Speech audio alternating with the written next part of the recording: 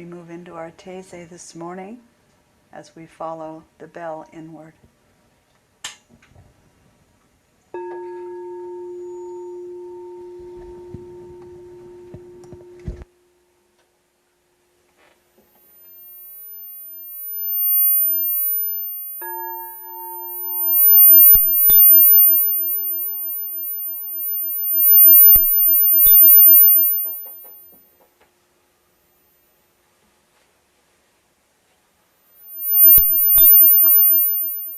It's a very weird, high feedback there.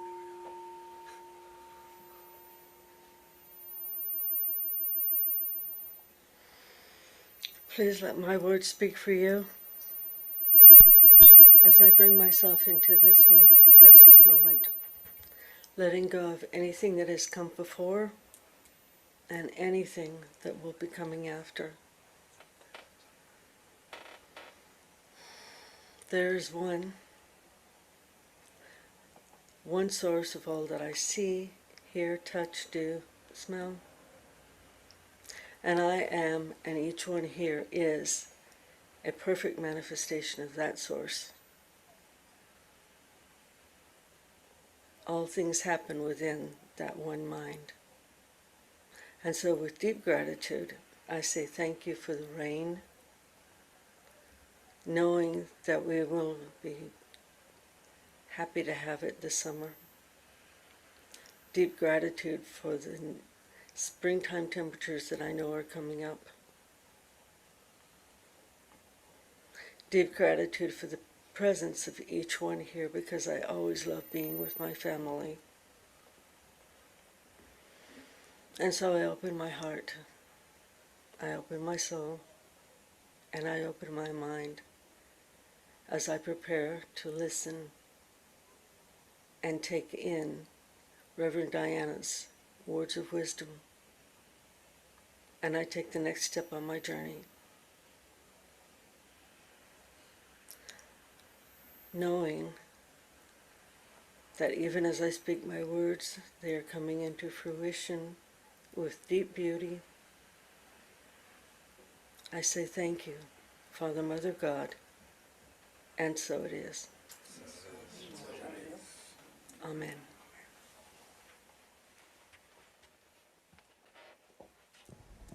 Thank you, Lucinda. Good morning. If you're new with us here online today, there's some feedback, guys. Sorry. I'd like to get rid of that before we try to begin our meditation. My name is Reverend Diana Johnson, and I'm the pastor and spiritual director for Mystic Heart Spiritual Center. We are an independent interfaith community. We teach universal principles and practical spirituality. And we open our doors in welcome to you should you choose this community for yourself, trusting that you'll be led to the guidance and wisdom that dwell within you in your own mystic heart. So we begin by joining our voices in musical prayer this morning.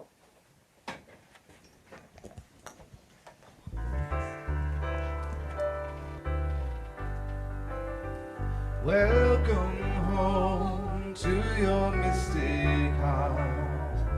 Lay aside whatever came before. Let your own intuition start to guide you through heaven's door. Welcome home to your mystic heart. Lay aside whatever came before. Let your own intuition start to guide you through heaven's door. Welcome home to your mystic heart. Lay aside whatever came before. Let your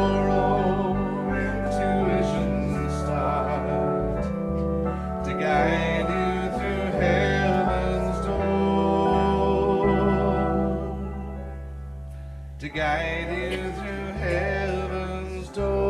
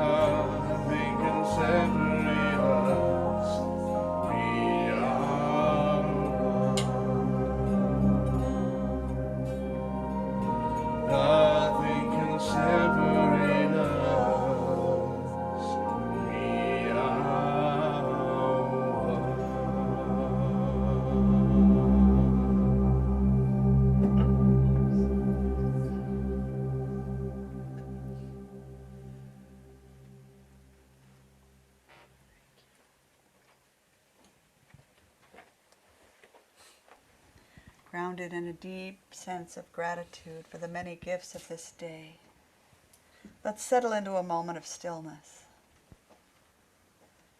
taking a couple of slow, deep breaths, and letting go of all that has come before this moment, allowing the breath to dissolve any thoughts or concerns,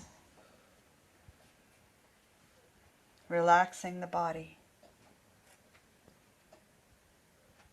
and allowing your awareness to settle in the heart space. Allowing yourself to rest there, giving yourself a gift of presence.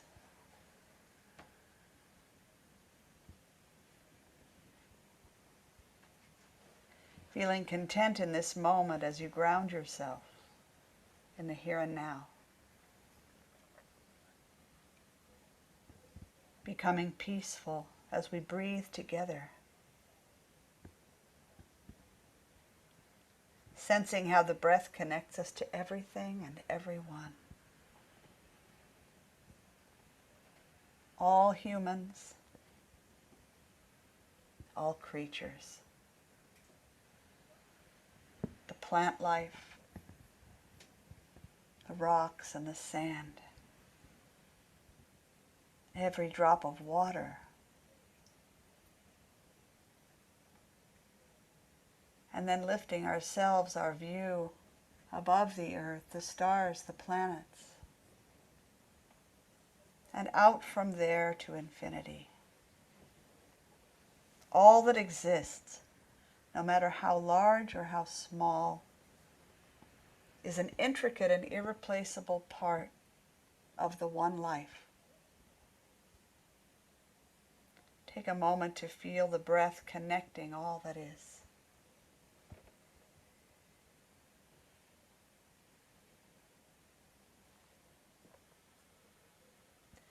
As self-aware, self-reflecting beings, we know that it is ours to rise up in awareness and in action, to walk in greater integrity, joy, peace, and beauty than ever before. And to use the gifts that we've been given for the greater good of all.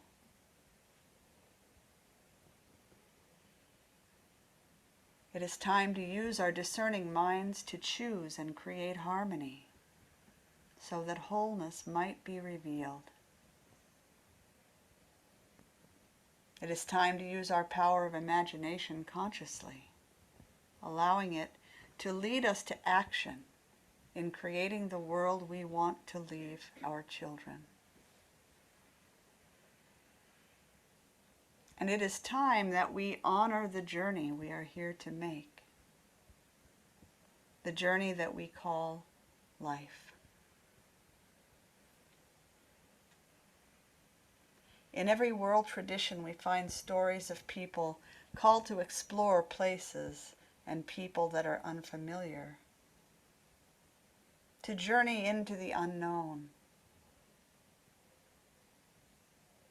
These are archetypal stories that point to a greater truth, that each of us is doing the same. Every one of us gets up in the morning and faces a new day, a new set of circumstances. And as much as we like to think we know what the day will bring, we do not. Like Abraham, Moses, and the Buddha, we are called to walk in unfamiliar territory. We are prompted by the voice of Spirit, called to this sacred journey for a purpose. There are some who would say that the spiritual journey we have chosen to walk requires us to have certain beliefs. Belief in something bigger than ourselves, by whatever name we give it. belief in the existence of spiritual principles, a belief that our actions in this life will impact our experience when this life ends. And that may be part of the story. Rather than belief, I would call this a journey of faith. Wherever we place our faith, we each have faith in something. Our lives bear witness to where our faith lies. The journey image is a rich and powerful metaphor. To be on a journey is to be in motion, moving from place to place. There is constant change. A journey involves our whole being, body, mind, heart, and spirit. It requires both thought and action. Requires us to follow a particular path or way rather than wandering aimlessly about, although sometimes we might feel like we're wandering. A journey requires a departure from what is known, a willingness to step into the unfamiliar. And it requires faith that in the end we will find our way home.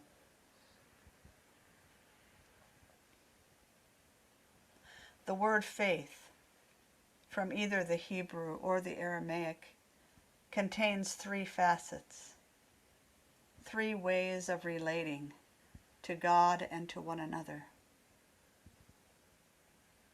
The first aspect of faith is trust. The second, loyalty. And the third, seeing.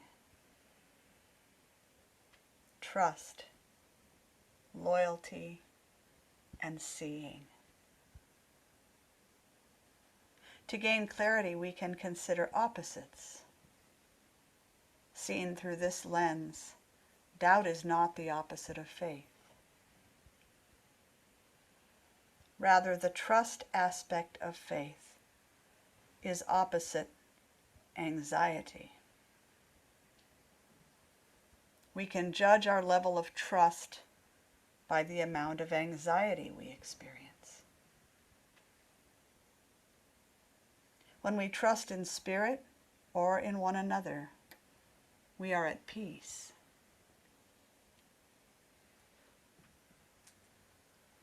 Again, looking to opposites, the loyalty aspect of faith is opposed to infidelity. We can judge our loyalty by the degree of unfaithfulness we demonstrate.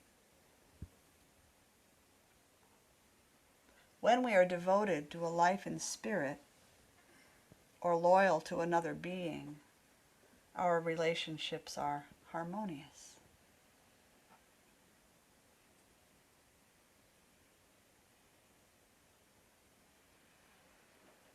The seeing aspect of faith has to do with our perspective, our way of viewing reality, the whole of what is. Do we view life as hostile or threatening? Is everything and everyone out to get us? Are we waiting for the other shoe to drop?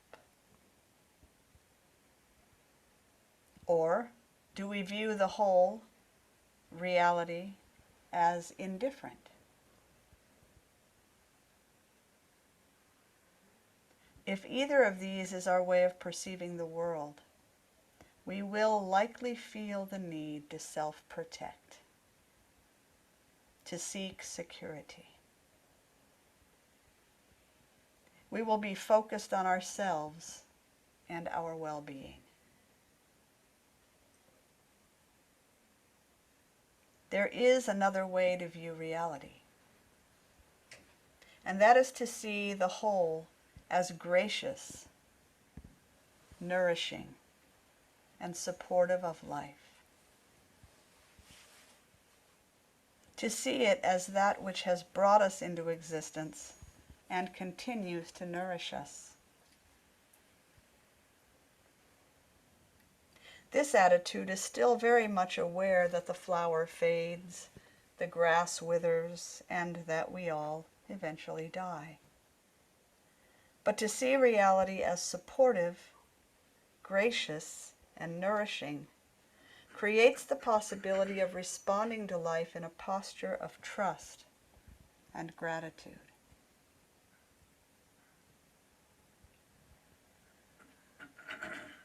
The master teacher, Jesus, often spoke of the importance of faith. And when he did, he used a verb tense that we don't have in English. A tense that implies the act being spoken of is occurring continuously. No beginning, no ending. He taught that we were to be forever faithful, no matter the appearance, and that our own faith would reveal our wholeness.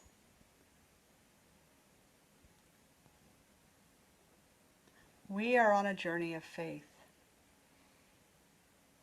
of learning to trust and be trustworthy with God and one another.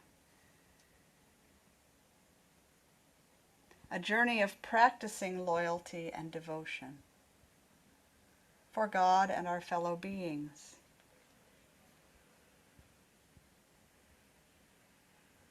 A journey of seeing the world, reality, spirit, as gracious and supportive. Each of us, in our own ways, are fulfilling this purpose.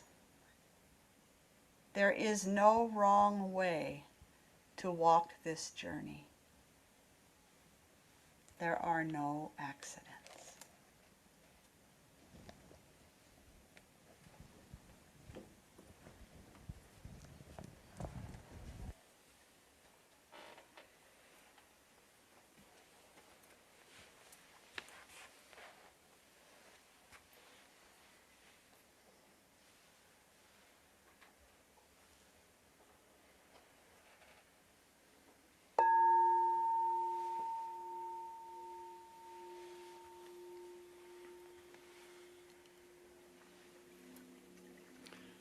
Our spiritual evolution is often referred to as a path, a pilgrimage, or a journey. Rabbi Yeshua and Lao Tzu both called it the way. And though we have guidance from those who preceded us, ultimately we each must choose our own path. Along the way, we change and grow into more of who we truly are. Yogi Berra advised, when you come to a fork in the road, take it. It sounds a little goofy, but it may be teaching us not to hesitate too long in choosing, to commit fully to our path, and to release the road not taken, to let go of the what-ifs and focus completely on the way we have chosen, grateful for the divine guidance. As we share our 3 minutes of silent meditation today, I invite you to call to mind a decision you may have second-guessed, one that makes you ask, what if? Remember, the path you chose brought you here by the grace of Spirit. Now, gently let go of the road you didn't take and transfer that energy to the journey that you are on.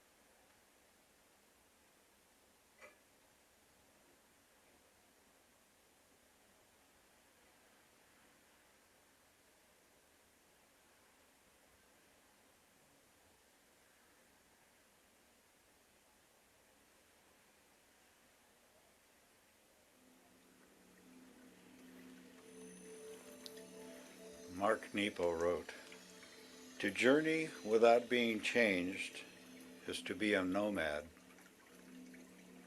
To change without journeying is to be a chameleon. To journey and to be transformed by your journey is to be a pilgrim."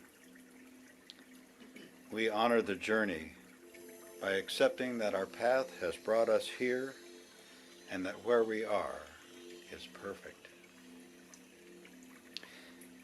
In profound gratitude for this time of Holy Communion with our Creator and with our beloved community, we open our hearts to Reverend Diana's continued Taizé message this morning, allowing ourselves to be inspired and empowered to fully release that all we did not choose, and to completely embrace and honor our journey just as it is.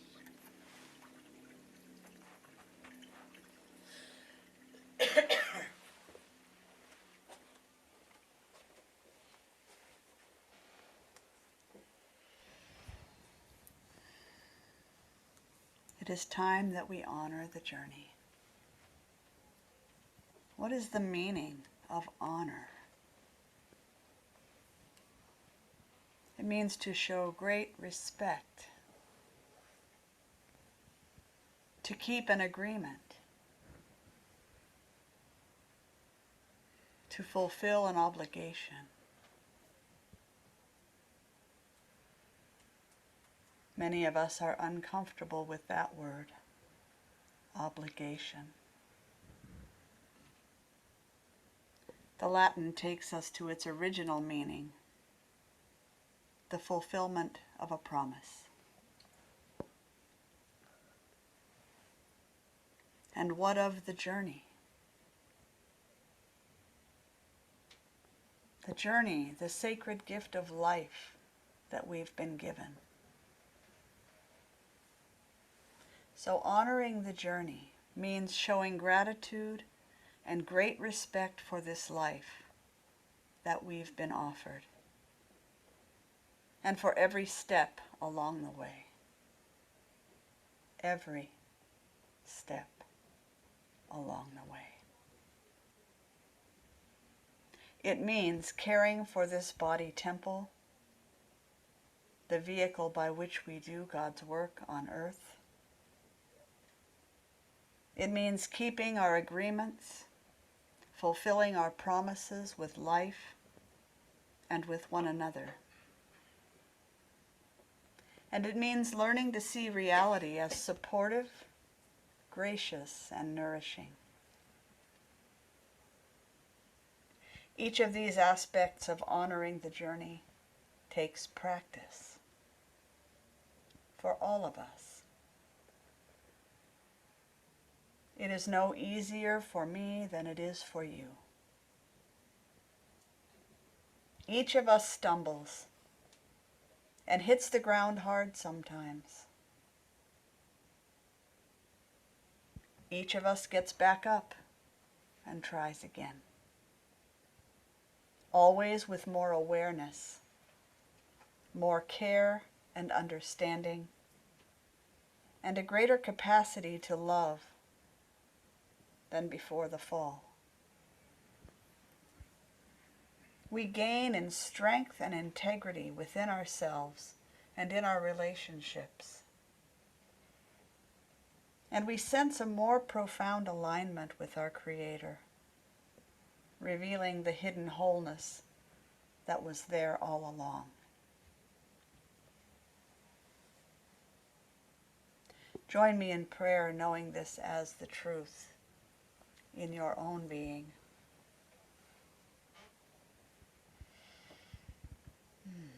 The light of Spirit shines brightly in this place. The love of God is palpable in this moment. I feel and know the presence of the one source of all that is. By whatever name I call it, I am and can only be an expression of its goodness and light. Because there is nothing else. And here's what I know. This one that I call God is forgiving. As I forgive myself for any mistakes or confusion, so am I forgiven. This one that I call God is supportive, forever using all things for good.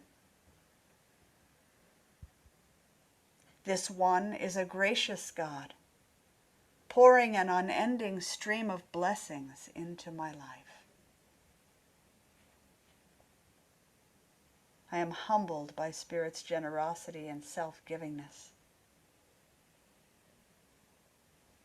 that I am the recipient of so many gifts, this life being the greatest gift of all. I am, have always been, and will always be nourished by God's grace, and for this I'm most grateful.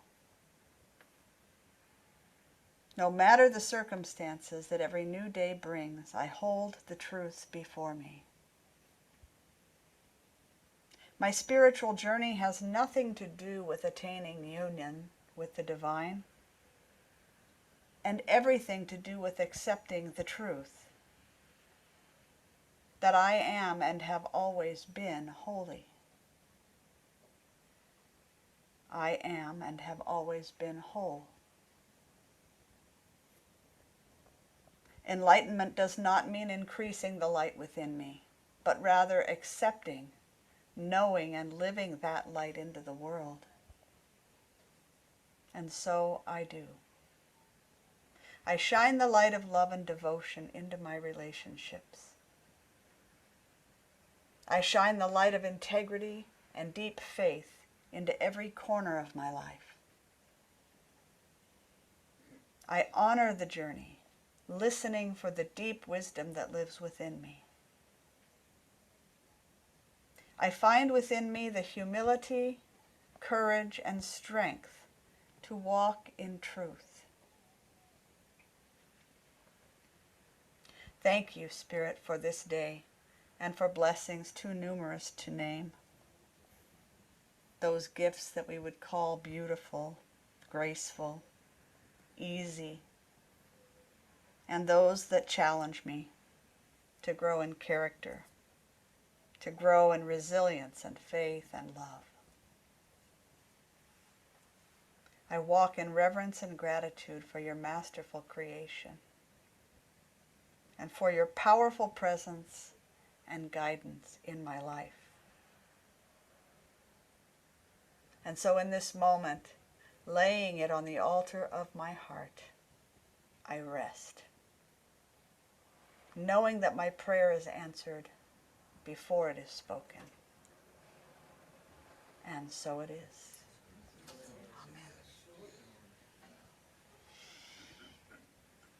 So I invite you to bring your awareness back into the space.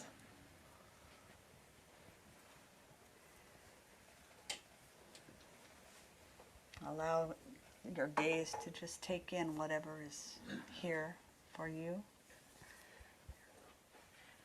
Feel free to look around if you wish. We've grown a bit in the middle of our meditation.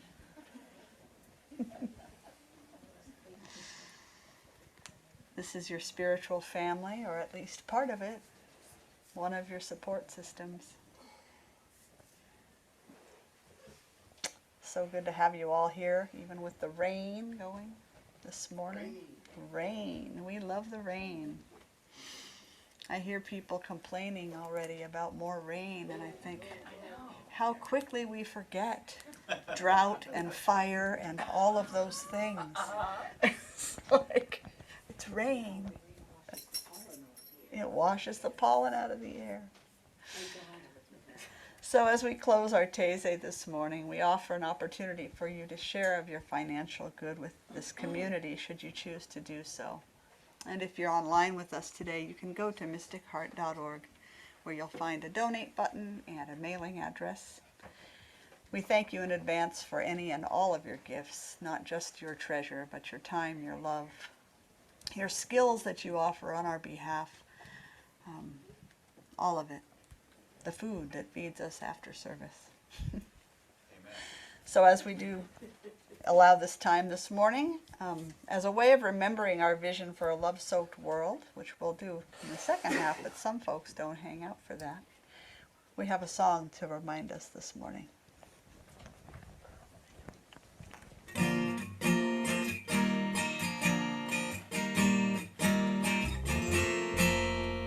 Dream of the day when we can live without anger. Dream of a time when we can live without pain. Dream of a day when we can live without hunger. Dream of a sign that the earth can be peaceful again. What can we do to get our people looking higher? What do you do in the darkness but look for the light? We can join hands and do whatever we desire, and we'll never fail as long as our reasons are right. We're gonna live in peace, it's our only chance on earth. Get all that fighting to cease, and remember what life is worth. Each of us has the power to bring about changes. Though society separates us from the time of our birth, but we won't live much longer if we live as strangers, and no time at all if we don't know how to live with the earth. Combining our efforts instead of being parted, sharing a vision that we will have a new dawn. Remember that love is how it all got started, and don't you know that love will keep it going even after we're gone? What can we give the earth that we haven't given in the past? A way to live here on earth, make it last and last and last.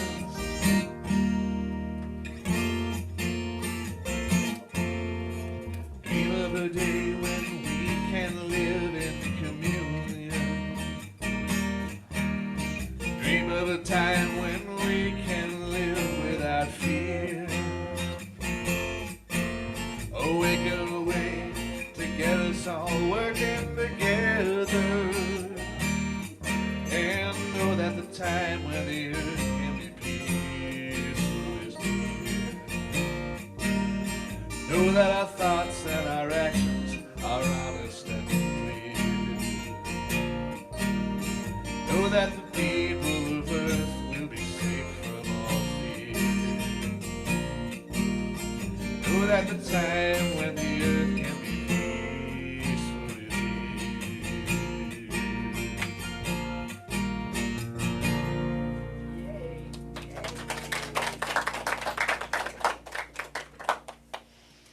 So we say thank you for these gifts, knowing that they flow from Source through your hearts and your hands, and that they are given with love, and so they are received with just as much love.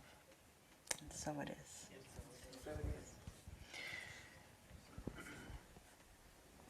So feel free to grab a cup of something warm next door if you'd like to, and join us at 10:30 for Conscious Conversation. I'm going to share a quote I have a second. A quote that it was on Insight Timer this morning, and it wasn't the quote of the day. Instead, it was a I had a friend request from someone, and this was their tagline, and it just spoke to this topic, and it spoke to me this morning. So because some of you will go on your way, I'll repeat it again probably in the second half. But this was a gentleman named Howard Parks from Maryland, and he said, "In the end, only 3 things matter: how much you loved, how gently you lived, and how gracefully you let go of the things not meant for you." So I leave you with that this morning as we sing you on your way.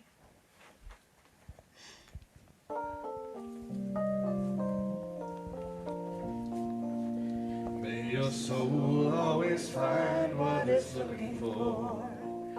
May your heart always lead the way.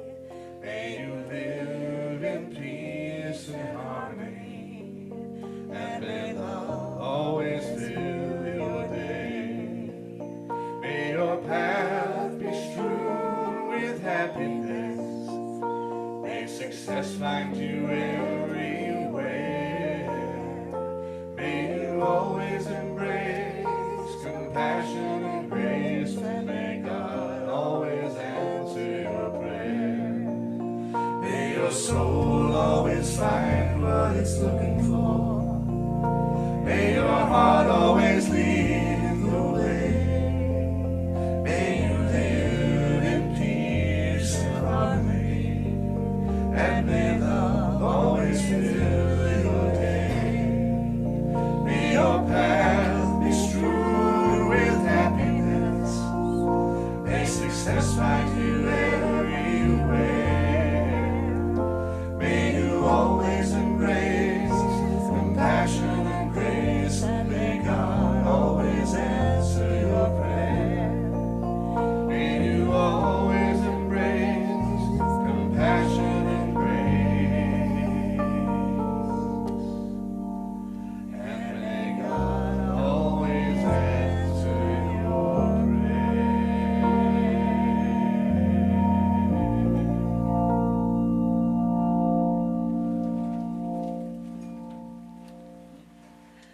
Have a beautiful Sunday. Just for your awareness, next week Gary French is traveling, but the 3 of us will be doing music as Into It next week. And then the following week, Gary will be soloing. So keep you up to date.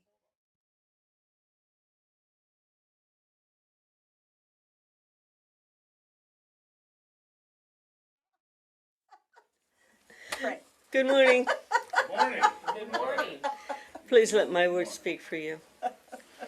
As I bring myself into this one place, this perfect moment, letting go of anything that has come before and anything that will be coming after.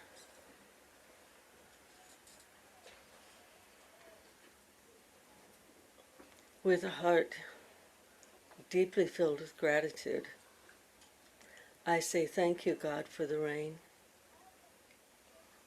knowing that it will help us in the summertime.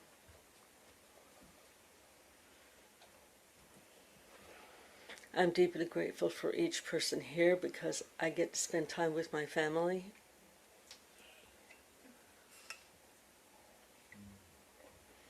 And I'm deeply grateful for all of the knowledge that Reverend Diana gives us each and every time. And so in this moment, I open my heart, I open my mind, I open my soul, and I take another step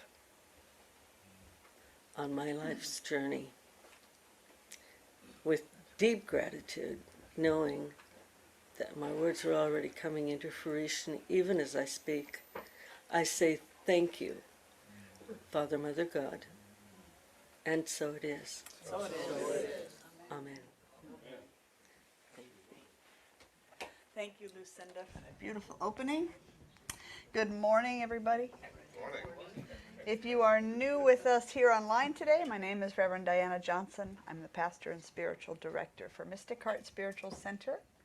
We are an independent interfaith community that practices universal principles and offers practical spirituality. So I welcome you home to our community should you choose it for yourself. And as we begin today, we're going to join in lively musical prayer. Thank you, Dalton, for being here to lead music this morning.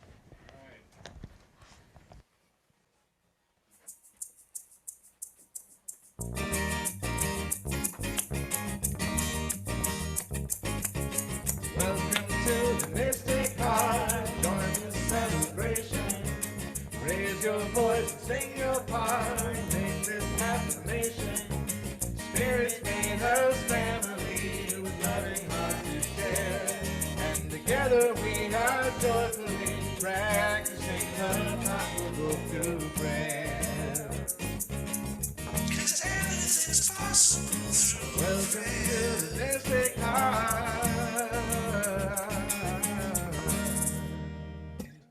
The voice of God has a slapback echo on it.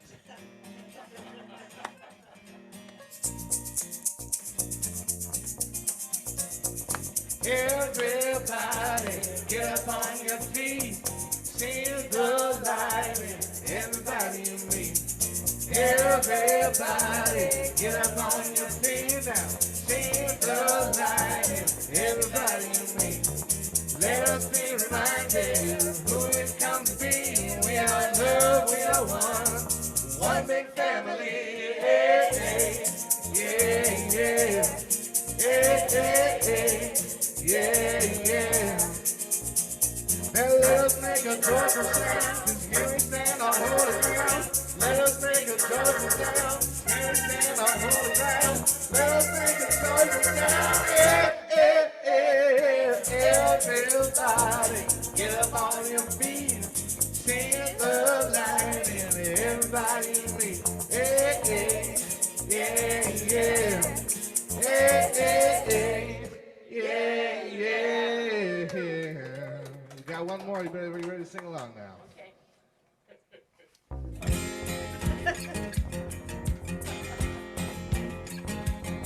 We are one God, one family. We are one God, living in diversity. We are one God. Now I see we are one God, living as you and me. That's how it goes. We are one God, one family. We are one God, living in diversity. We are one God.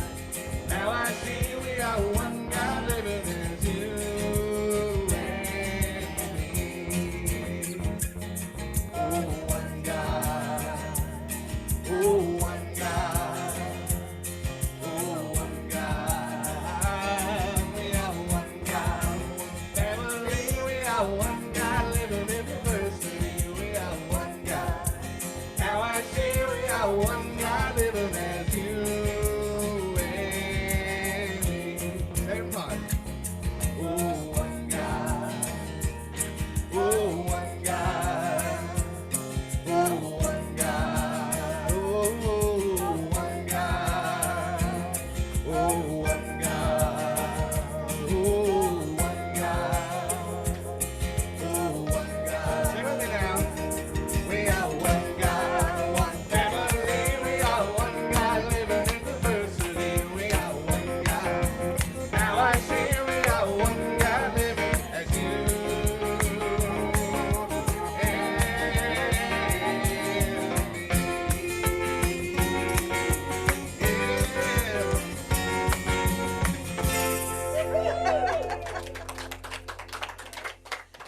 Ooh, if that doesn't get you going, I don't know what will. So I invite you to once again move into the imaginal realm with me this morning, bringing all of your senses and your feeling into the creation of a love-soaked world. Know with me now that we are creating a world where all humans embody and live from the qualities of spirit. Love, kindness, generosity, and compassion. And from this way of being, I feel the presence of a deep sense of joy, contentment, and sufficiency. Can you feel that? Yes. Can you feel that? In this more conscious world, all people honor and care for one another, for all of the life forms that share this beautiful planet with us, and for the planet herself. We remember that we are connected to all of life, that we are dependent on the planet to sustain us and on one another. Being true to our generous nature, we give ourselves freely, offering the gifts that are uniquely ours, with all needs met for every person. Each one is free to share time and talent in ways that feed the soul. By our every thought, word, and action, we are creating a world in which all beings are well fed, have the safety and comfort of home, and a deep sense of purpose and belonging. We are so grateful that health, education, and healthy relationships are supported by social systems that are grounded in wellness and wholeness, compassion and kindness. Every being is finally valued for its uniqueness. We practice living authentic lives where vulnerability is celebrated. There's no need to defend or protect. With love, generosity, and kindness guiding every human heart, our world is free of hatred and violence. We recognize the abundance that surrounds us. Giving and receiving flow freely in every direction. And all beings are grateful that they receive all that is needed to live physically, mentally, emotionally, and spiritually fulfilling lives. The planet and its beings thrive like never before as we learn to see the sacred in everyone and in everything. We walk in reverence and gratitude for all that has been given us. We maintain this vision day by day, moment by moment. We are never swayed by appearances. Each of us works to align our actions with our vision, living these changes first in our own lives with our families, our neighbors, our friends. And a new world is being born right here and right now. In this process of profound change, this community stands as an open and welcoming place for all who seek support, belonging, and family. By the power of our deep faith, this prayer is acted upon, answered even before it is spoken, as Spirit knows our heart's desires and our intent. So in full expectation of its graceful unfolding, we release it to the creative power and intelligence that I call God. We release it to the one that gets it done, and so it is. So be it, so shall it ever be. It is done. It is done. Ah, now I'm ready. Now I'm ready. I was catching a little bit of feedback again just a second ago. Just letting you know. So with our awareness back in the space, good morning, everybody. Good morning. Welcome, welcome. Our theme this month is Divine Union. We spent February doing some work with Sacred Feminine. Then we moved into Sacred Masculine. This month we're looking at Divine Union. And last week we looked specifically at the union of those two energies in addition to some other things. This week our conversation is going to be centered around honoring the journey. Honoring the journey. I'm going to give a super briefer than normal recap of Taizé. There was a lot in there. but to give us a jumping off point for our conversation. We started by looking at the journey as a metaphor for life. And we said that this life is a journey of faith. That we all place our faith somewhere. And according to our faith, so do we experience life. We talked about faith as trust as opposed to anxiety. So rather than faith versus doubt, doubt being a all-purpose opposite, we had kind of a threefold look at faith. The first was trust, and we opposed that to anxiety rather than doubt. So we said that the greater our faith, the way we know we have great faith is the absence of an anxiety. Okay, so that's how we were looking at that. We talked about faith as trust as opposed to, I just said that, anxiety, and loyalty, that's where I am. Loyalty as opposed to unfaithfulness. Okay, so those were the two opposing. And then we talked about faith as seeing, or the way we view reality. Okay, so we can view reality perhaps as though the world is an unfriendly place, life is an unfriendly thing, or unsupportive. Or we can view it as life is sort of impartial and indifferent and doesn't really care. Or we could view it as life is loving and supportive and gracious and forever giving. So those are kind of the three directions we took with that. So today I'm going to even just leave all that behind, and if you weren't here and that sounds appealing, it'll be online by tonight. I'd like to turn a corner with the idea of the journey as a divided life. I want to look at the idea of a divided life. So I'm going to share first a couple of quotes from Parker Palmer's book called A Hidden Wholeness to help me explain what I'm talking about. So he says, Thomas Merton claimed that in all things there is a hidden wholeness. In the human world, Merton's words can at times seem like wishful thinking. Afraid that our inner light will be extinguished or our inner darkness exposed, we hide our true identities from one another. In the process, we become separated from our own souls. We end up living divided lives, so far removed from the truth we hold within that we cannot know the integrity that comes from being what we are.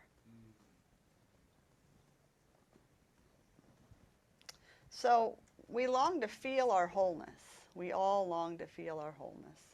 But dividedness often seems the easier choice in certain circumstances. So again from Parker Palmer, a still small voice speaks the truth about me, about my work or the world. I hear it, and yet I act as if I did not. I withhold a personal gift that might serve a good end or commit myself to a project that I do not really believe in. I keep silent on an issue that I should address, or actively break faith with one of my own convictions. I deny my inner darkness, giving it more power over me, or I project it onto other people, creating enemies where none exist.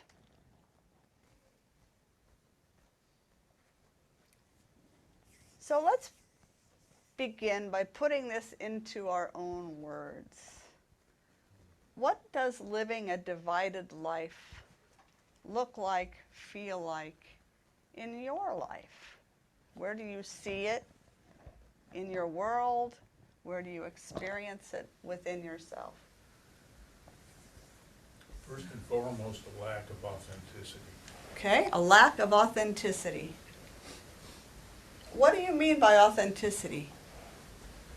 Listening to that voice within, and Okay. I think I couldn't separate between what Merton's quote was and the author that but he nailed it. That all of us within us have a voice of authenticity, a voice of integrity, a voice of truth, Okay. a voice of love, however you want to term it. And it seems that in the journey, traveler and companion within the journey and so forth, an elemental aspect of the journey is, for all of us, is whether we're gonna acknowledge and listen to the voice, and then even more Okay. importantly, act on the voice. Allow the voice to be present, which means going through a threshold of fear, Right. lack of validation, all those types of things. And that seems to encapsulate the life journey. Okay. That's Thank you. how I'm thinking of it, hon. And by the way, Thank you. what a powerful message, and you being available to bring it forward, you know, I'm just resonating so Thank you. powerfully, you know, thank you. Thank you. Thank you for being here today. So what does this look like for others? A divided life. It can look a lot of ways. Kimberly? What I feel is we have, or I have, or I had an idea of who I thought I was. Mm-hmm. And when I was searching and searching and searching for the truth or whatever that was supposed to be, or whatever I thought it was, and when it came, when the path brought it back to me again, inside in a different place, because that place had never been discovered before, because I was always in lack and whatever. Mhm. And when I found that, then I became more authentic to myself. Okay, so that division healed. Yes. All right, beautiful. Or I'm still working on it. Thank you. I speak for myself, so am I. Lifelong journey. Chris? I think in our childhood, a lot of us were taught to put our light under a bushel, to use a biblical term for it. Yeah. We learned that being authentic and being out there isn't always what the people around us want to see or hear. And so I think, you know, we suppress those urges to just let it all hang out and be truly authentic. It's but it's a learned thing, and we have to Right. unlearn it. Okay, thank you. Lucinda? I'm gonna say this for me. Mm-hmm. I think that I was born into a divided life, and so it's been in stages. You know, like Chris said, with the being taught not to let your true self out, you know. Mm-hmm. And then when I was old enough to walk out and be on my own, I got a little bit too out there.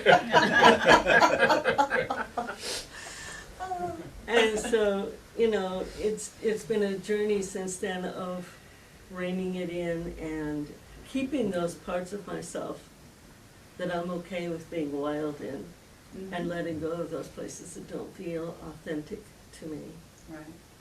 and bringing the true authenticity to myself is a lifelong journey, because I don't know who I'm gonna be next week Mm-hmm.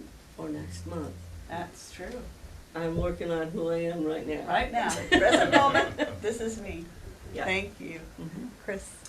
I was reflecting on my journey, and I lived for a while a life of trying to do all the right things to be enough to please the people. I turned myself into a pretzel, dug myself into a hole, and what I was taught wasn't working and wasn't apparently true.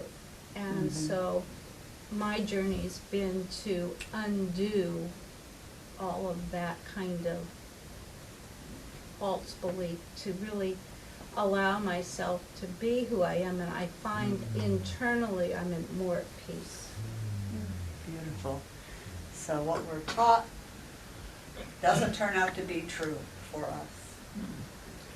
I was gonna tag team on Chris, just saying that I think there's a lot of pressure we get a lot of pressure, not just from families, but even maybe from spiritual communities Mm-hmm. about how to behave Yes.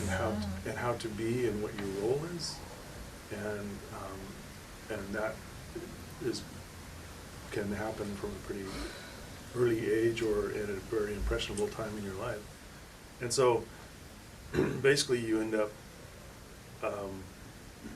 probably unconsciously just suppressing a lot of stuff that Yeah. nobody, that you think people don't want to see.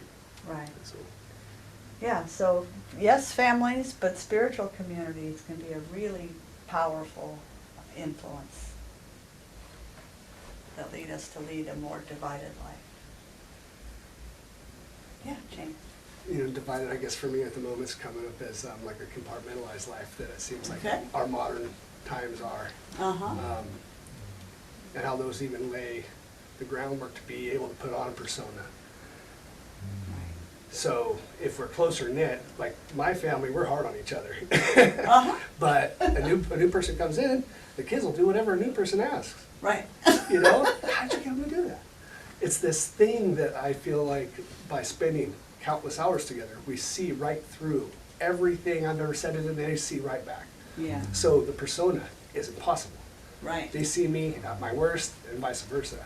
Yeah. And so this divided life that we live in our modern culture, I think makes it easy to put on those expectations to each other because we get to hide behind our true selves in our little home over here. And I Right. can put on my suit and go Uh-huh. out in the public and say all this righteousness Right. and then go back and do whatever I do in my home. Right. So- Yeah.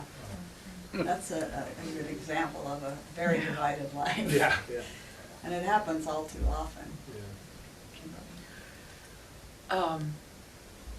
I guess I came into the world to be a people pleaser because I was definitely that. And I remember somebody told me about that everybody has a certain number and they're a certain way. And when I looked up my number, it said I was a chameleon. And I remember laying my head down and just crying my eyes out because I realized that I didn't even really know who I was. Because I changed, this person wanted me to be this way and I'd Yeah. be that way.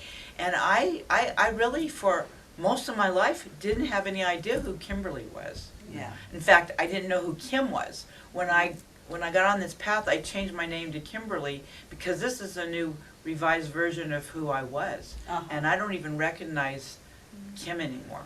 Yeah. Thank you. I think an interesting aspect of that, Kimberly, is so often in our culture and society, now it's coming to the forefront that women have been experiencing that, but men also. Yeah. I don't think it's a gender-specific experience. No. I think it's very non-gender, and that's part of the treatment you were giving at the beginning of the service that was so beautiful, is we're being moved through grace into this unanimity of spirit. That's what we're really talking about, is the oneness. Yeah. Absolutely. Thank you, Luke. I think I saw a hand over here. No? I just want to be sure I don't stay in one area too long. Okay. So are you aware of the division as it's occurring? Sometimes. Sometimes. Okay. I think it's just an automatic reaction. We start to get too big for our britches and we pull back. Mm-hmm. So, would you say that you're aware when you pull back, or sometimes? Sometimes. Okay. Depends on how suddenly it comes upon me. Uh-huh. All right. I think as we become more and more self-aware, we're able to see it, but, I mean, if you just go at the pace of life or what you think Mm-hmm. the pace of life can keep you busy Yes. and not even recognize, and I know I was that way for many years. Mm-hmm. But like when I had children, when we had children, we slowed down and looked around, and it was quite Yeah. an interesting place we found. And definitely finally became more self-aware. So self-awareness, growing awareness makes us better able to acknowledge what's happening in the moment and therefore be at choice about it. We can say, oh, wait, I almost said yes to that project that I really want nothing to do with again. Do you think it has to start within the individual, or is it empirically start within the world or surrounding their environment, or is it both? Put it out in the room first. Is it within the individual? Does it come from outside of us? Is it both? I wonder if it has to start with the individual so the external world is freer of these expectations because we no longer hold them. I think it has to come in from the ground, if you will, out. Because I think if you look at over time, there have been a lot of expectations and things you hold on to, and it causes a lot of conflict. So I think it has to start with enough people Right. inside becoming more self-aware and requiring less from others, because we can take care of ourselves, so to speak. Yeah. That feels, for myself, that feels true as well. That the outside is gonna be what the outside is being, and it may not cease to be what it's always been. And so it has to start within us, in our growing awareness, paying attention to what's happening in there. Gary? I was just gonna say that I also think starts with the individual only because, well, the biggest reason is because for us, that's the only person that we have any influence over. Right. And I think the idea of loving your neighbor is that illustration of we're doing our part Mhm. in our world, which is just us. Right. And that is all that we need to do. I mean, because otherwise we're just gonna be beating our heads against the wall. Yeah. So. Yeah. Angela? I understood Luke's question a little bit differently, more on a global scale, and I honestly believe it's a both and. I believe as a race consciousness we are evolving forward, and that there are certain individuals who are further along in their evolution, and some that are perhaps lagging a little bit behind, although I hate those types of Yeah. hierarchies. So I think it's everything, and it depends on what context you're talking about. Are we talking about your opening prayer type big global look? Are we talking Right. about what is happening in a single relationship? Yeah. Even in that single relationship, is it the individual or is it both? I mean, Mhm. that is such a huge question. I Yeah. don't think we can boil it down, and if we do our ability to hold the tension of all the different perspectives. Mhm. So that outer influence is from the race consciousness, the mass consciousness, whether it's from the global or the 2 or 3 people in a family, or is also affecting. There's like a reciprocal Yeah. feeding going on. Yeah. Yeah. Chris? But I think the way that changes is one person at a time. We need to reach that tipping point. And like Marianne Williamson said, when you're being your authentic self and letting your light shine, you're giving permission to those around you to do the same. To do the same, And yeah. so, I think it does have to start in the individual heart and mind, and then little pockets of consciousness start growing and evolving. And then the race consciousness, the collective unconscious can start to evolve. Yeah, it's kind of a chicken or the egg Right, kind of right. question. Yeah, it is. I think of it, I was just thinking, like a metaphor might be like a pandemic.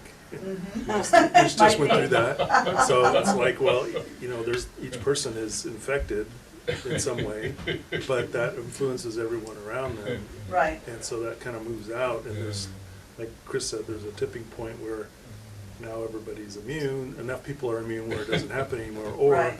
like a nuclear reaction. I mean, each one of those things is happening at an atomic level, but it's affecting all these other. Affecting the whole, So yeah. Heidi, and then after Heidi, I'm gonna go back to another quote. I think it's kind of what everyone's saying. It is kind of that dance because it's what you bring in, you know, what you've come into the world with, Right. and then you're responding and reacting to what your environment feeds you. Right. You know, in terms of how they react to you and how Mhm. you interpret that, and then what you put back out. So there is this dance and interplay that we're doing within ourselves and with everyone else, and with Yeah. our environment, and our environment with us. Yeah. And our individual, as well as collective, but the collective's made up of individuals. Mhm. Our individual growing awareness makes us better able to consciously do that dance with what's coming back. So returning to Parker Palmer for one more brief quote. He says, I pay a steep price. I pay a steep price when I live a divided life. Feeling fraudulent, anxious about being found out, and depressed by the fact that I'm denying my own selfhood. The people around me pay a price as well, for now they walk on ground made unstable by my dividedness. How can I affirm another's identity when I deny my own? How can I trust another's integrity when I defy my own? A fault line runs down the middle of my life, and whenever it cracks open, divorcing my words and actions from the truth I hold within, things around me get shaky and start to fall apart. So looking back at some of our examples that we provided, how does living a divided life affect us personally as individuals? I think one of the things it affects is your health. Okay, it affects your health. You know, Yeah. I think that stress Yeah. degrades your health. Stress is definitely causes problems with the physical body. Mentally. Mentally, what It happens? affects your mental. Okay. For me, having this conversation today and taking me back a few years, Uh-huh, I've got some work to do. yeah. Well, welcome to the club. Chris. Emotionally as well, because if you're always on this emotional roller coaster. Okay, You know, this way and then you're in that way, and so Right. there's always that up and down. so physically, mentally, emotionally, it affects us. And probably even spiritually. Might as well be all four. Because there's no division, right? We're Right. really one being Yes. with all these aspects. Right. Yeah, Bob. I feel once I turned 70 and retired, I felt a big change of not having the divided life I'd had in my occupations for all those years, especially, like, for instance, working for a paper mill. They were supported by an industry that loved to clear cut trees and turn the chips Yeah. to make paper. And I always felt like, especially, my lifeline was going to church on Sunday, get a little bit of church out. But through the week, working all those hours, Yeah. my employment depends on all these trees getting destroyed, you know, a mountain of chips out Right. there, and the trucks coming, bringing them chips in. So I was almost relieved when, even though I hated to lose my job in 2001, it was 2 weeks before Trade Center got bombed. Kinda thought, wow, that's ironic, because the paper mill went bankrupt, and all the environmentalists were, yay! Uh-huh. For years, they say, no more dioxin going in the river, the trees. Yeah. Maybe some trees have survived now. That was the last pulp and paper mill in California. And then you got to go to work for the dam, something Yeah. you believed in. There was a big change going to work Yeah. for the dam, where we were actually working with renewable energy, even though we had our critics about the dams Right. hurting the fish and all. Yeah. But anyway, I was out of that conflict when I retired, and I didn't have to listen to the negative thoughts about Yeah. employment. You try to tune them out, but you're there. Yeah. So long. So the division disappeared with retirement. huh? Yeah. At least So that my advice particular is division. Retirement will help you. Love you, So buddy. how does living a divided life I affect, recommend it. Yeah. how does living a divided life affect our loved ones? How does our living a divided life affect our loved ones? Or does it? Maybe it doesn't. They don't know what to expect from us. Okay, so they don't. Which Chris are we gonna see today? Which Chris are we going to see today? Brenda? What do you got? No? Well, we trained them to be what we've been showing them. Okay, so- They're gonna learn maybe suppression of their own emotions and Okay. suppress their authentic self because they don't have a role model. Yeah. They'll be whoever they need to be in response to whoever we're being, which, And again, that's not stable, as Chris said, you Right, don't know which yeah. Chris you're gonna see right, in 1 minute or the next even. yeah. David? I think it's a lot of fear of not being accepted, and Mm-hmm. you try to minimize that. Yeah. That fear of not being accepted is a powerful motivation for doing what you think is expected so that you'll be loved. And yeah, Heidi? So you also, I think, often, or I meant the term, attract or connect with people who are kind of at the same level you are. So if you're really divided, you connect and Mhm. relate to people who are in that same way, so you can do all your drama together. Like you'll get that same level of drama that you're kind of Da- where you're at. Interesting. Yes, Days of our lives. it's true. I find that to be true. The whole world's a The stage. whole world's a stage. So then rippling out, how does that affect our world? Our own individual divided life. Because people aren't authentic and because they're looking and searching for things that they think they want Mhm. and don't have, then they find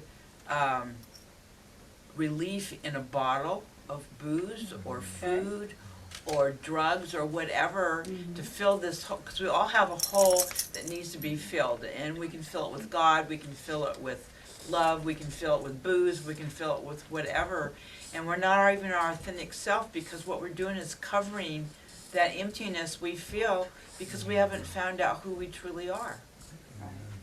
Good. Nice. What can we do to heal the division? Get radically Be honest. open, Get radically honest. Be open. be open. Oh, open-minded is very important. Radically honest.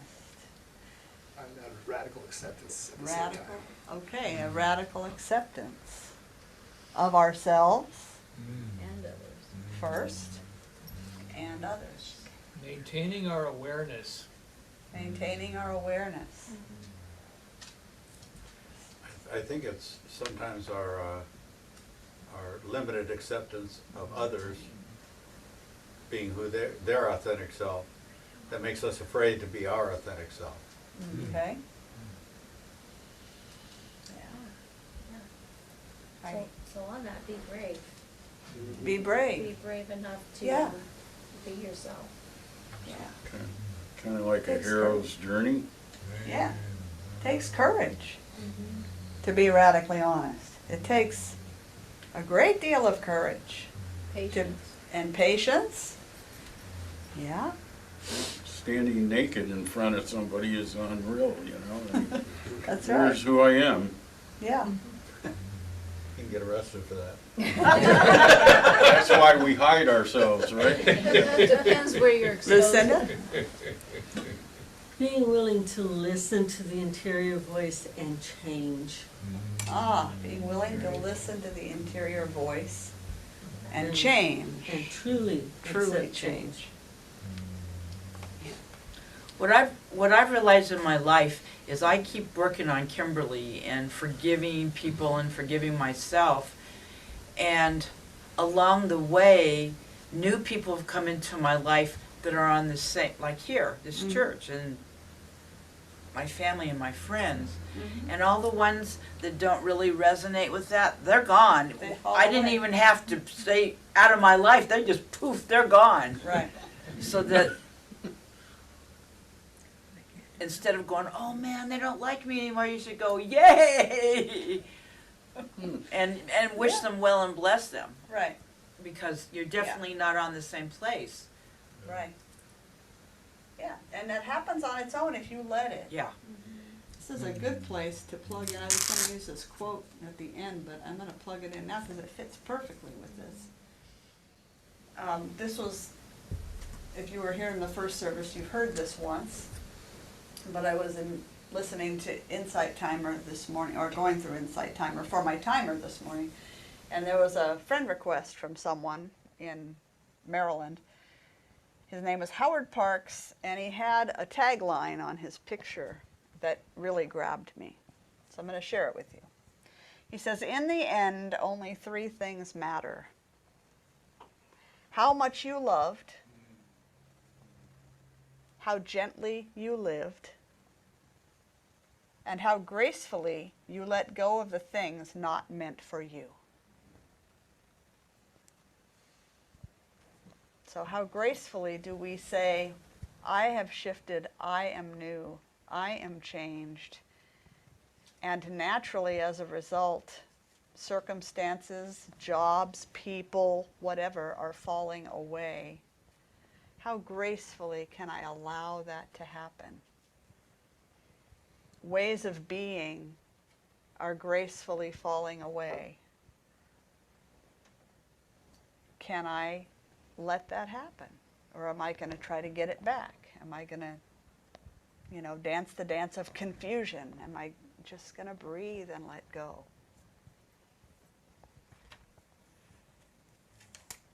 So in the book of Matthew, Jesus says that the light of the body is the eye. If therefore thine eye be single, thy whole body shall be full of light. So the eye is sometimes called the window to the soul.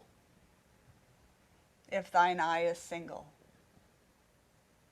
If we can heal the division between who we pretend to be or who we think ourselves to be or once thought ourselves to be and who we actually are, the whole body shall be full of light. So honoring the journey means working to heal the division between the two, to reveal the hidden wholeness that is ours by divine birthright. Made in the image and likeness of our Creator are we, all of us. It takes practice to remember and embody that. It's challenging for all of us. Wholeness does not mean perfection in the relative sense. It means embracing our feelings of brokenness as a normal and integral part of life. Trusting that every life has ups and downs, every person has success and what feels like failure. Every person knows both joy and sorrow. It means using the darkness when it comes as a seedbed in which new life can be born. And it means celebrating and giving thanks when the light returns. So I'm going to close us in prayer, inviting you to know this as the truth for yourself. That there is one and only one source of all of life. One life. I call this one spirit. I call this one God. Doesn't matter what we call it. By whatever name, I am and can only be an expression of that, because there is nothing else.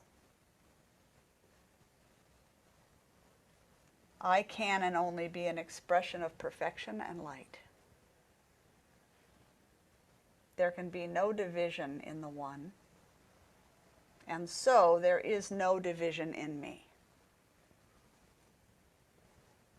I am whole, perfect in all of my imperfection.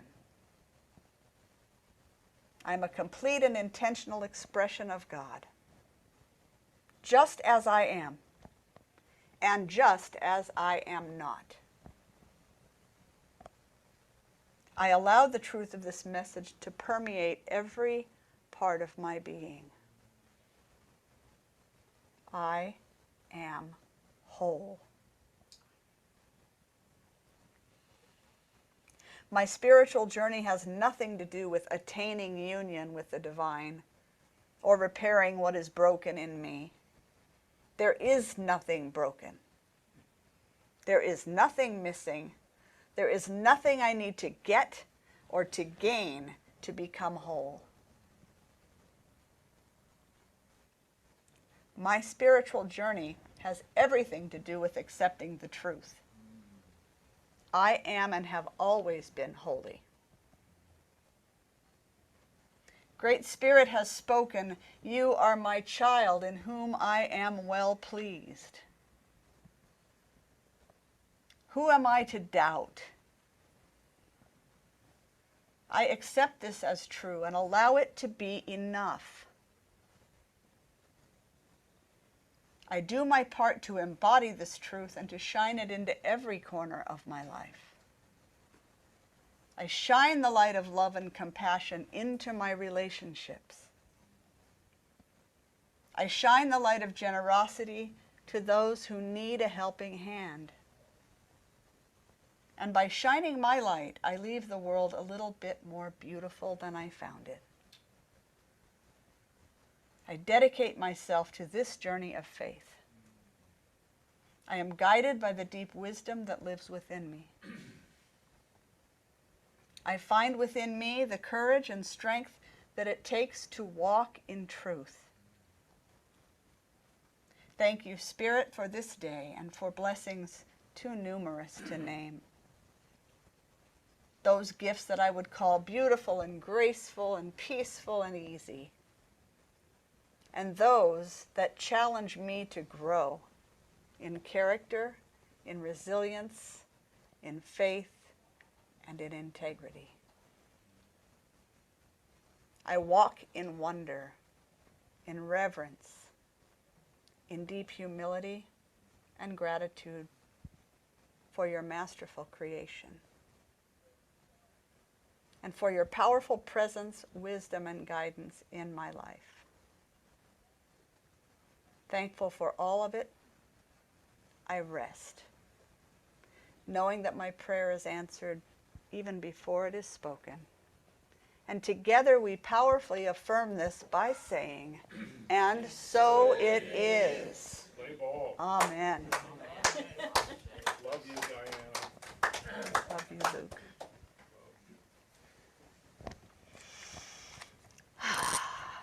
So that's who you are.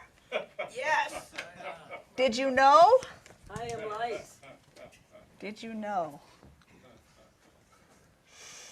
So take a moment to allow yourselves to regroup in whatever way you might want to do that. And I invite you to join us in celebration of the work that we're doing here by offering of your financial goods, should you choose to do that today. If you're at home and would like to contribute, you can go to mysticheart.org, where you'll find a donate button or a mailing address. We also have a gracious giving program if you feel called to pledge a monthly contribution to our community. We are, in this moment, working toward a move, an actual move. So we're excited about being able to expand just a little bit more, or maybe just a lot more, who knows. So as we do our offering this morning, I invite Dalton back up to offer some music.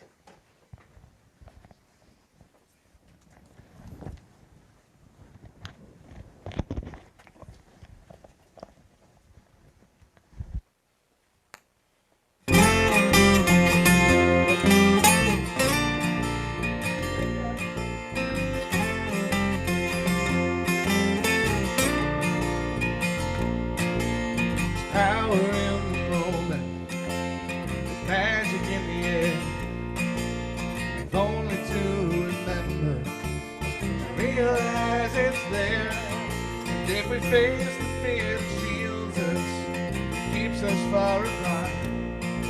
We can know that we're connected by the love that's in our heart. Our vision may be cloudy, our aim may not be true, but there's a light that burns within us, and we can let it shine on through. Can't you see it shining? Can you hear the music start? Can you feel that we're connected by the love that's in our heart? Connected by love, connected by love. We are all connected by love, connected by love, connected by love. We are all connected by love.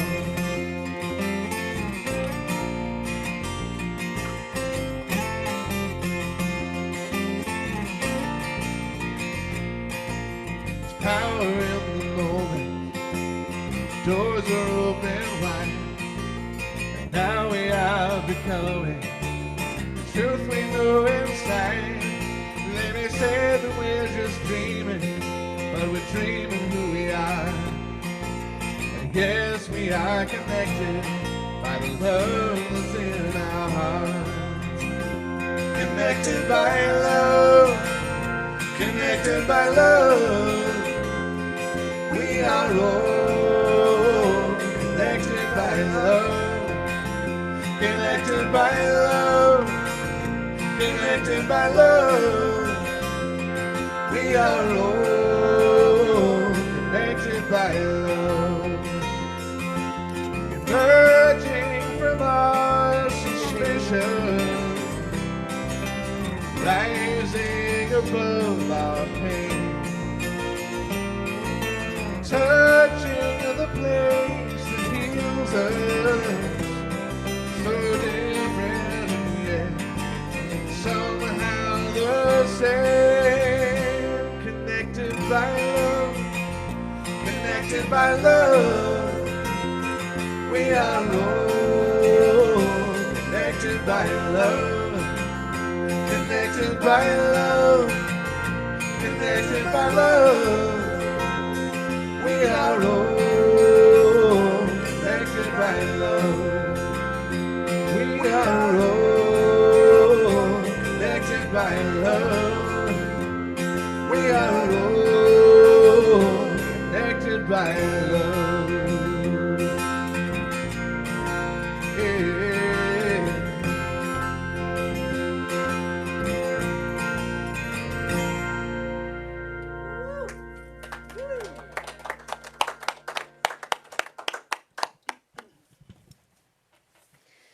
So many different things to be grateful for. I am deeply grateful for the monetary support that Mystic Hearts receives so that we can continue on our journey of going out into the world and being of service where we are needed. I'm deeply grateful for each one who came in today. Dalton and the music, oh my gosh. And for all of the ongoing support of time, talent, and energy that so many different members in here give all the time. With deep gratitude, I just say thank you to each one, and thank you, Father, Mother, God, and so it is. Amen. For lunch in a few minutes. Please join us for the closing song, Love Be With You.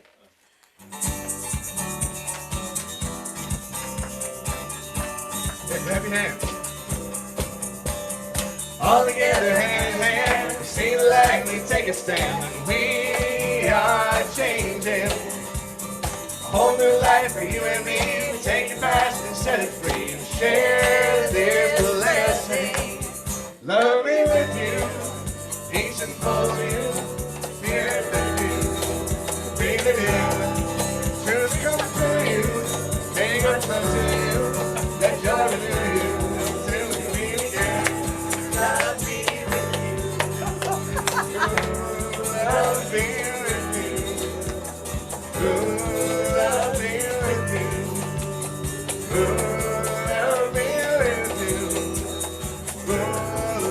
love being with you.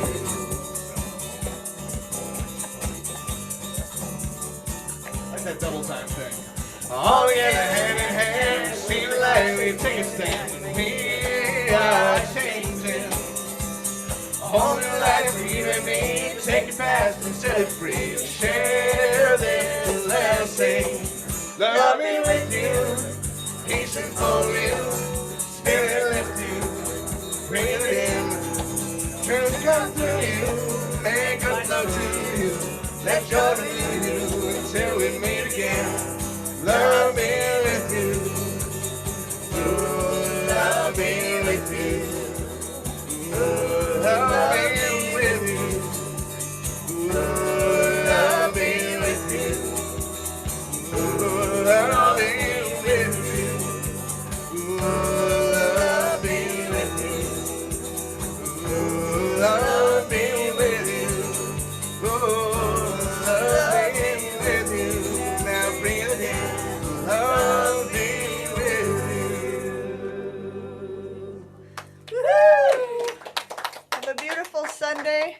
If you do things with plants, please take all the plants you wish. We have lots.